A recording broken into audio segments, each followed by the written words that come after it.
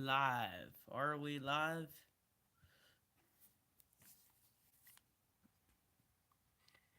Somebody join? Nope. That happens most of the time. Hopefully some people are doing because this is gonna be a little bit of an update on severe weather here.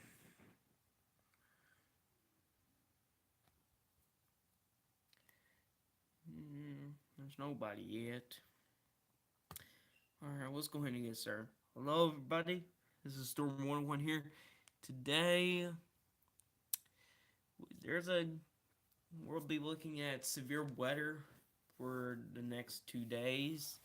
So we're going to watch this because it could be serious, especially for tomorrow. As you can see here, we're at the Storm Prediction Center homepage. As you can see here, there's an enhanced risk for severe thunderstorms tomorrow. So we're going to go ahead and look at that first. I'll be showing you my forecast, European model, and most important thing is the meteorology. It's the most important part. So here we go. Tonight there is a marginal risk up here, but we're not going to worry about that. So as you can see here, there's an enhanced risk stretching from Minnesota up into Wisconsin, maybe into Michigan as well. If we read down here, there's expected to be a shortwave trough will move rapidly eastward across the northern plains. The tightening height gradient in between the two will result in strengthening winds for the period with 70 to 80 knot mid-level winds by the evening from South Dakota into Minnesota at the surface. So this is the percentages they got here down here. Tornado is actually at 5%. Wind is at 30%. And hail is at 15%. If anybody's joining right now, welcome to the stream. So that's from the Storm Prediction Center. See here, enhanced risk. But if we go to day 3, there's a large area of slight risk for the northeast. This is stretching from Ohio all the way up into New England. Whenever I look at the description, they're talking about a strong cold front that could probably go through. And it's going to be, meanwhile, fast largely zone of flow is forecast across the northern half of the country. Alright. The Ohio Valley in the northeast, a strong surface cold front advances quickly eastward across the Ohio Valley and Great Lakes. So, should grow quickly. Let's go into a frontal band squall line with strong flow aloft ahead, advancing up the system.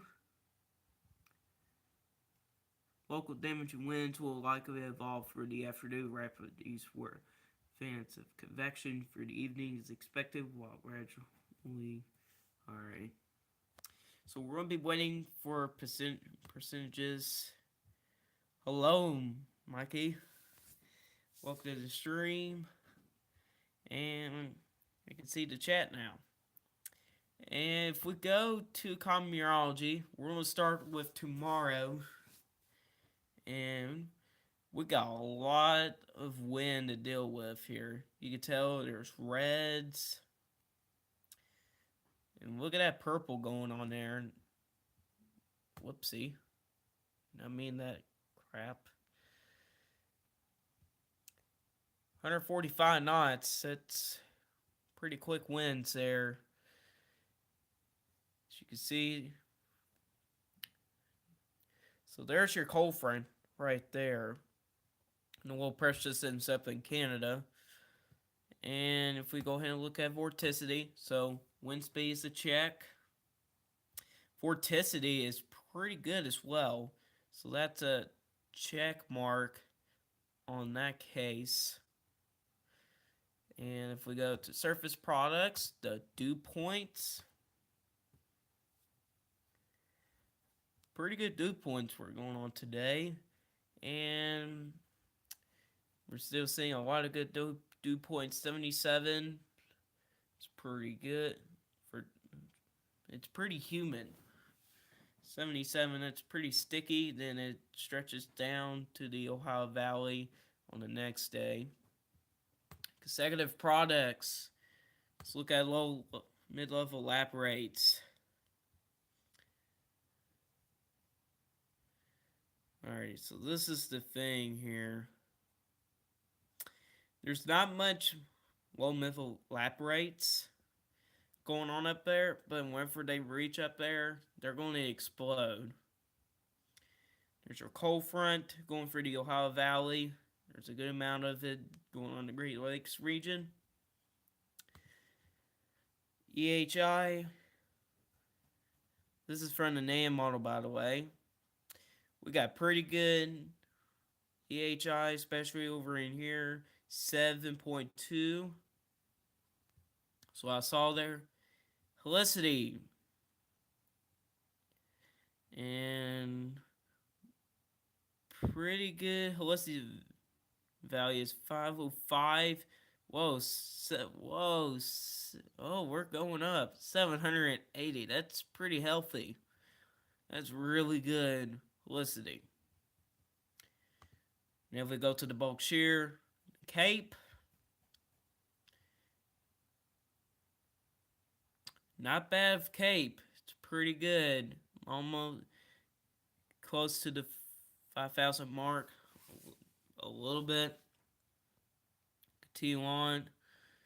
There's your cold front. You can clearly see that cold front. So what they're seeing here is possibly a line of strong to severe thunderstorms stretching from Indiana, Kentucky, all the way up to New England. That's what they're watching. So yeah. Supercell composite.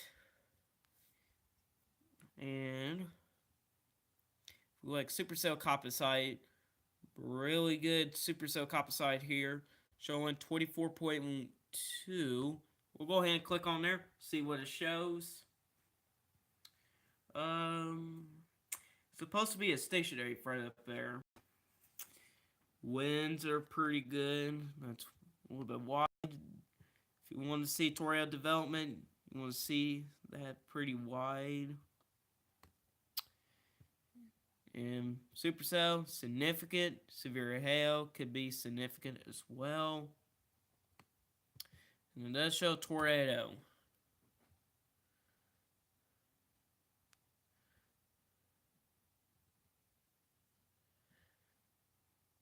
Alright, let's go ahead and go to significant tornado.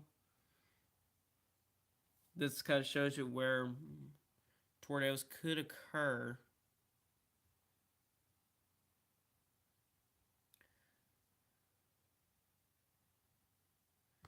.9, that's pretty high for significant tornado. Wait for this to load. Look at there. PDS tornado.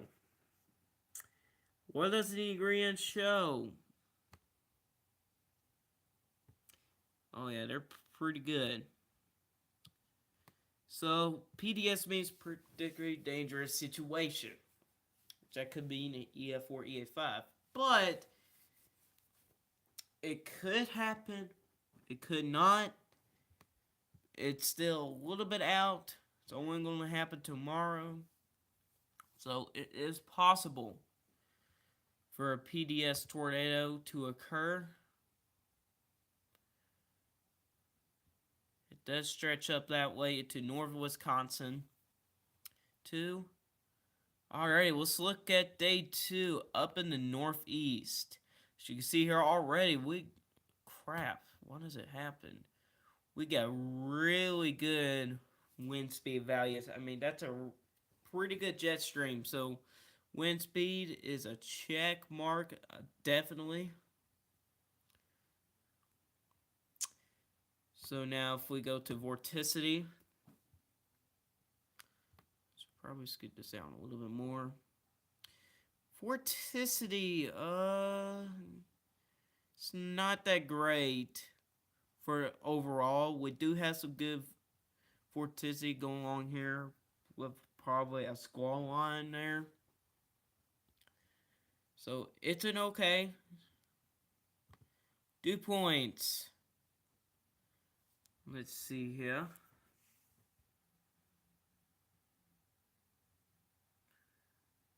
There's your cold front there. They're not that good. They're not. They're okay. They're okay. You just want to be most likely around 70 or above. So it's alright. And if we go to consecutive products, let's look at bulk share first. We got any good wind shear or anything? It's not that great. It's not good. Low mid-level lap rates. Well, low level lap rates. Not good either. That kind of shows you there's some cloud cover. You need some clouds. Well, you don't need clouds. You need have sun for the thunderstorms to develop like crazy. EHI. So far, it's not that great for severe weather for the Northeast, but it's still a possibility. EHI, it's okay. It seems like the best chance for severe weather looks to be around, most likely around this area, around here. So I'm kind of seeing for right now. Helicity. Probably what made him issue that, it seems to be the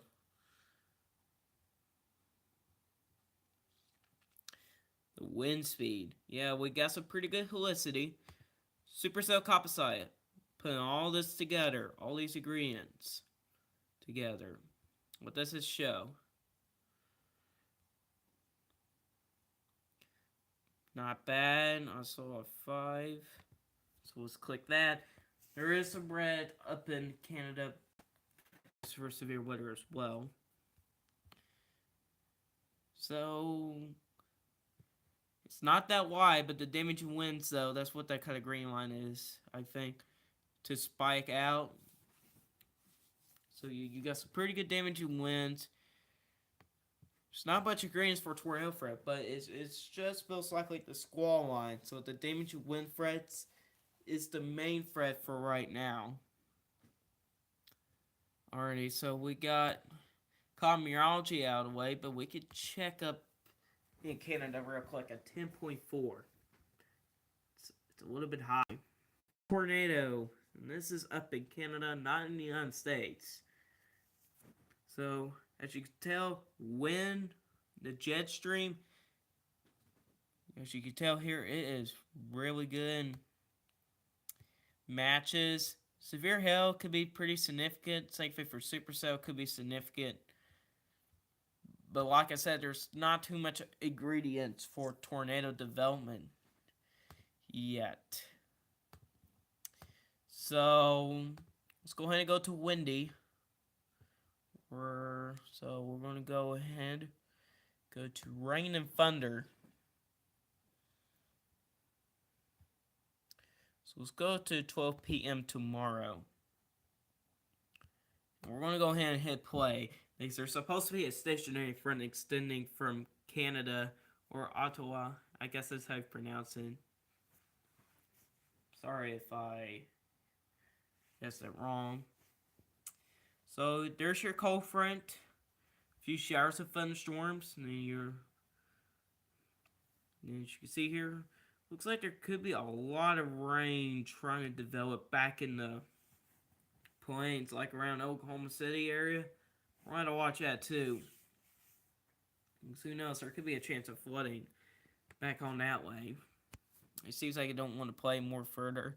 See here, if we back it up,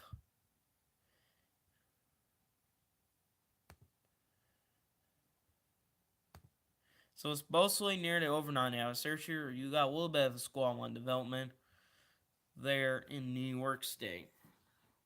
So that's from the European model. Well, that's the GFS one to show. There's Florence there. Florence did cause devastating flooding to the Carolinas about 36 people died, which is really sad. And they need some serious help too. Alrighty, so a lot of rain that could deal with for severe weather tomorrow. Usually you have to look for severe weather, it will be like most likely in the red. But since severe weather's from most models seems to be a little bit isolated chance for severe weather, we just don't know exactly where it's going to be. That's the thing. But look at this. This shows you a strong cold front here. This is going to bring like fall-like temperatures. Look at the snow up that way. Even possibly North Dakota and Minnesota could get some snow. That's a pretty strong high. Looks like we could have another trough. Another trough. So it seems like towards the end here could be something to watch. See, similar situation. It's probably a skinny line. I got a little bit off track there. Alright, let's look at the mesoscale. NAM 3K. So let's look at tomorrow. 15 hours out. As you can see here, we got thunderstorms developing back into Nebraska, South Dakota. You see here, it's just like round after round of thunderstorms. You got a really healthy line of strong to severe thunderstorms there, and they broke out. And then they gained back strength, and you got another healthy squall line. It seems like it wants to take it more into the Ohio Valley region than the Northeast. So we're going to watch that closely. Does it bring a lot of rain? So if we look at total precipitation, it's a lot of rain can happen in Oklahoma. So it seems like there could be a low pressure system developing around there. So we're going to watch that closely as well for a chance of flash flooding going on there. Now, a forecast. Yes. I probably actually want to bring that down. Okay. So I'm keeping an enhanced risk. I may have to extend that marginal risk more down southwest into Oklahoma area, where I'm seeing that squall line try to develop. And the main threats are going to be damaging winds. And maybe a chance for hail as well. So there is a chance for supercell development. But it seems like will be on the squall line there. You see, there were scattered thunderstorms and they all combined in a line. So, and a couple of those could be in a supercell, and it probably could have produced a tornado if conditions are right. So, yeah. Main threats are damaging winds, heavy rain, and flooding could be possible. Tornadoes, most likely isolated. And then hail is also a possibility as well. And I'm going to go ahead and make my forecast for the next day. So y'all get to see me how I make my forecast here. So we're going to take all that off.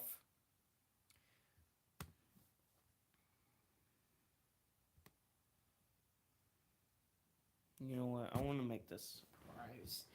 Give me just 1 second.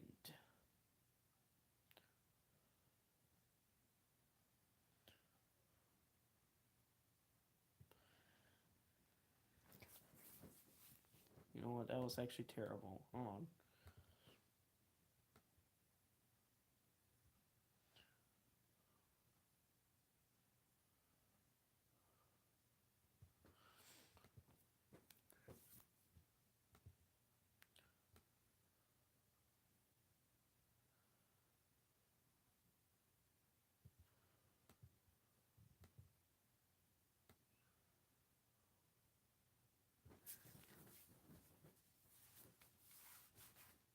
Alrighty. This is a little bit different than the Storm Prediction Center. I'm predicting the slight risk to be a little bit more to the southeast. They're wanting to be from Kentucky towards New York because wherever I like that name on like 3K, it wants to predict that most thunderstorm development want to be from Kentucky all the way up into New York State. Not much development was showing up there, but I may put another area of slight risk, probably up in New England or New Hampshire or Vermont, just because of the jet stream there. But the vorticity is not that good up there than it actually is down here around the Ohio Valley region. So the main threats are going to be damaging winds on that day.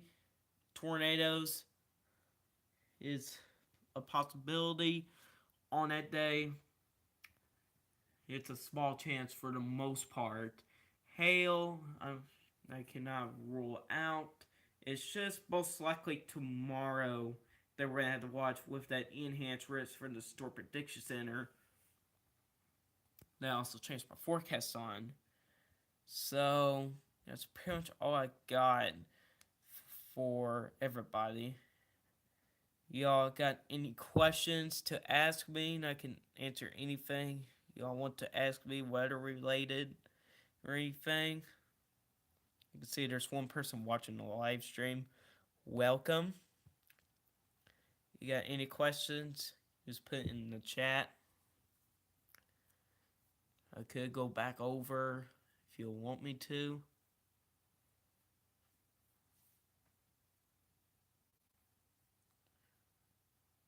Let's see, any questions or anything? I just wish I had more people on here, and